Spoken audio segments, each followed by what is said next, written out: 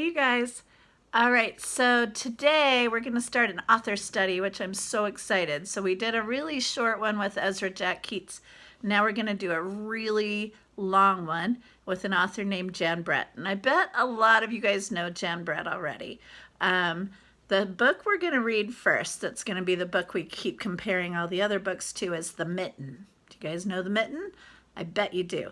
But remember what I always say, it's okay to read them again. So we're going to read The Mitten and we're going to notice everything we can about Jan Brett's illustration style and her writing style. So you really need to pay attention. Let me think what else I need to tell you. I think that's it. So we are going to start. Hope you enjoy.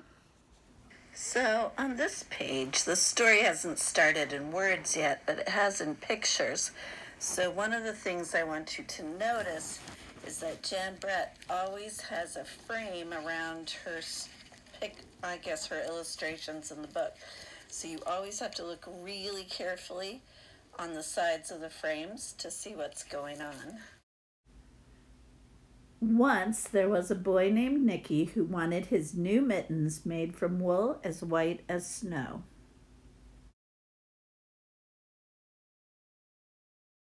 First, his grandmother, Baba, did not want to knit white mittens. If you drop one in the snow, she warned, you'll never find it. But Nicky wanted snow white mittens, and finally Baba made them.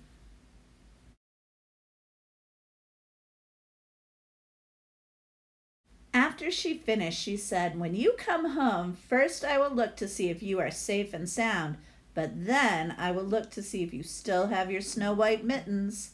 So off Nicky went, and it wasn't long until one of his new mittens dropped in the snow and was left behind. Do you guys see where it is? Yikes.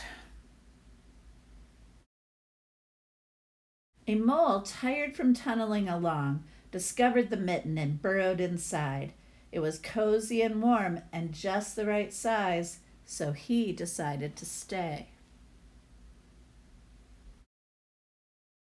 A snowshoe rabbit came hopping by. He stopped for a moment to admire his winter coat. It was then that he saw the mitten, and he wiggled in, feet first. The mole didn't think there was room for both of them, but when he saw the rabbit's big kickers, he moved over. Next, a hedgehog came snuffling along. Having spent the day looking under wet leaves for things to eat, he decided to move into the mitten and warm himself. The mole and the rabbit were bumped and jostled, but not being ones to argue with someone covered with prickles, they made room.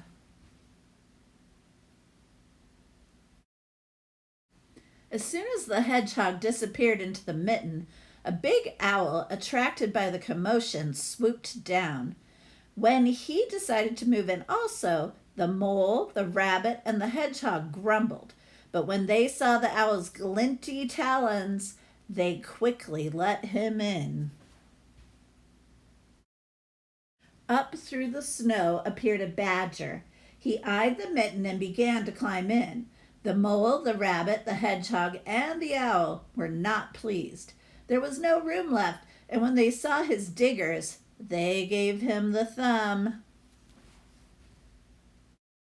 It started snowing, but the animals were snug in the mitten. A waft of warm steam rose in the air, and a fox trotting by stopped to investigate. Just the sight of the cozy mitten made him feel drowsy. The fox poked his muzzle in. When the mole, the rabbit, the hedgehog, the owl, and the badger saw his shiny teeth, they gave the fox lots of room.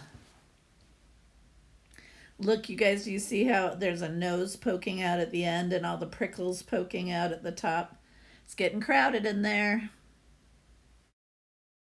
A great bear lumbered by. He spied the mitten all plumped up.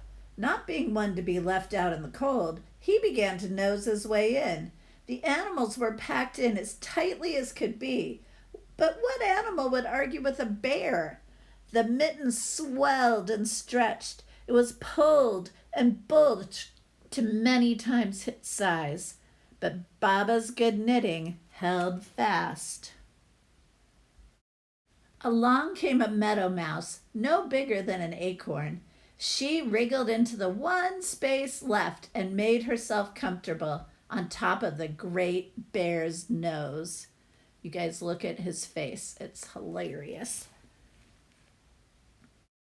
The bear, tickled by the mouse's whiskers, gave an enormous sneeze. Ah, ah, ah! Ka-choo!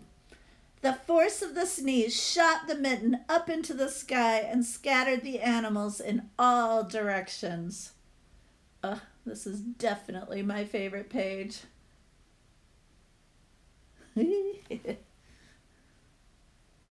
On his way home, Nicky saw a white shape in the distance. It was the lost Mitten silhouetted against the blue sky. As he ran to catch his snow-white mitten, he saw Baba's face in the window. First she looked to see if he was safe and sound, and then she saw that he still had his new mittens.